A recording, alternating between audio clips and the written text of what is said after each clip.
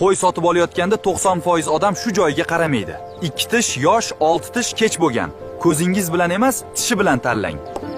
Eng tez semiradigan qo'ylar kechasi ovqat yeydi. Chunki ular kam harakat qiladi, energiyani yo'qotmaydi. Shuning uchun kechki oziqlantirish vaznni tez oshiradi. Kunduzi esa ular ko'p yuradi, energiya sarflaydi. Agar tez semirtirmoqchi bo'lsangiz, asosiy oziqani kechqurun bering. Bu usulni professional chorvadorlar ishlatadi. Qo'yga suvni noto'g'ri vaqtda berish eng katta xato. Oldin suv bersangiz hazm buziladi, ichib ketadi va vazn olmaydi. Avval ovqat, keyin suv bersangiz qo'y sog'lom bo'ladi va tez semiradi. Bu oddiy tuz qo'yning hazmini yaxshilaydi, ishtahasini ochadi, oziqani tez singdiradi, organizmni mustahkamlaydi va vaznni tez oshiradi. Lekin ko'p berish zarar.